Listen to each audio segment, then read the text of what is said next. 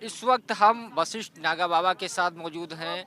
नागा बाबा, ये उनका आश्रम है, ये उनकी कुटिया है, अलाव जल रहा है, मूर्ति है, अंदर पूजा पाठ करते हैं, बैठे हुए हैं। बाबा, आप नागा का रूप धारण किए हुए हैं, कब से क्या प्रक्रिया है, कितने दिनों से आपने गृहस्थ त्यागने के बाद नागा बाबा बनने की प्रक्रिया शुरू होती है? गृहस्थी से नागा बनने के लिए 12 वर्ष का सफ़र करना पड़ता है। उसके उपरांत में नागा दीक्षा मिलती है, भिंजिया होम किया जाता है, पिंडदान किया जाता है, जिससे हमारे 16 संस्कार होते हैं। भिंजिया होम होने के बाद हमको नागा दीक्षा दी जाती है। नागा दीक्षा देने के बाद आचार्य द्वारा गुरु मंत्र दिया जाता है, जिस मंत्र के माध्यम से हम संसार में भ्रमण करते हुए अपना लोक मर्यादा एवं लोकहित करते हैं। तो जो परिवार की मोह माया होता है वो सब आप भूल जाते हैं। लोग लोगों घर की मोहमाया जो होती है वो उसी उपरांत में सब नष्ट हो जाती है, क्योंकि हम भिंजिया होम जिस समय करते हैं उस समय माता पिता भाई बहन चाचा ताऊ नाना नानी दादा दादी अन्य 16 पिंड दान करते हैं। उसके उपरांत में जीते जी हम अपना पिंड दान कर देते हैं। तो उस समय पर मृत को करके अपने जो हमारे जीवन के जो हमारे इस शरीर के कर्म माता पिता के माध्यम के बनते हैं वो हम जीते जी कर देते हैं। यानी सारे मोह माया से आप दूर हो जाते हैं, एक तरीके से सांसारिक मोह मोह माया माया से। मुक्त करके ही नागा बनते हैं। कहाँ से, कहाँ के रहने वाले आप? देवता कहते हैं साधु से ना जात पूछो ना उसका गांव पूछो। ठीक पूरा है। देश।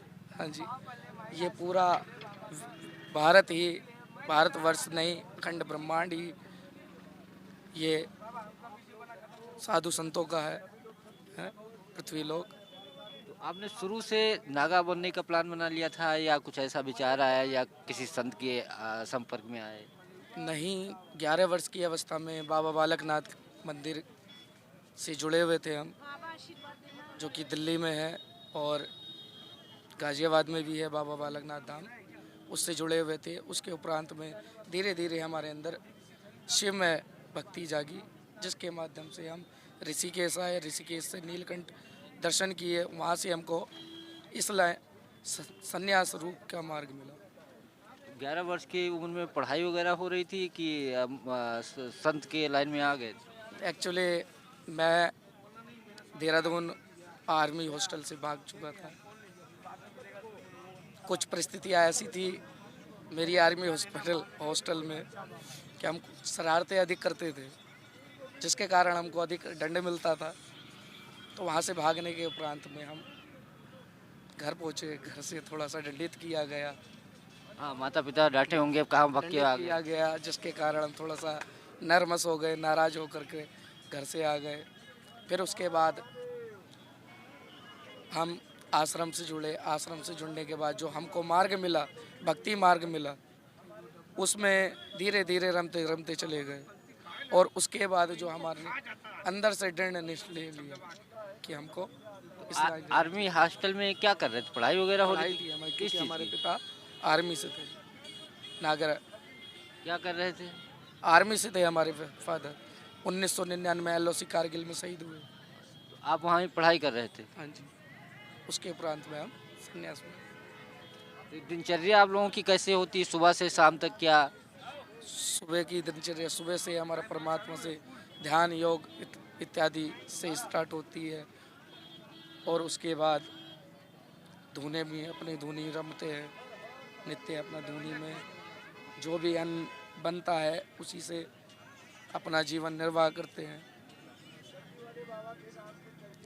धुने में जो भी पकता है, जैसे कि आलू है, फल है, वो हम पा लेते हैं। यानी इस धुनी में जो रमेगा वही आपका भोजन है। वही हमारा भोजन है। फिर शाम को पूजा पाठ या? शाम को भी वही दिनचर्या अपनी जो मॉर्निंग में होती है हमारी दिनचर्या, सुबह के समय में होती है, वही संध्या के समय भी हमारी दिनचर्या बनी है। रात्रि 12 बजे तक हमारी यही धुनी रमते हैं।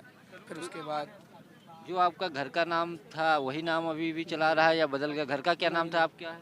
घर का नाम क्या पूछना, इस समय में संन्यास का नाम ही हमारा नाम है, जो हमको मरने के बाद दूसरा रूप मिला, नागा नाम है? रूप मिला। उस रूप में हमको नाग वशिष्ठ पुरी नाम मिला, उसी से हमारा जीवन निर्वाह है।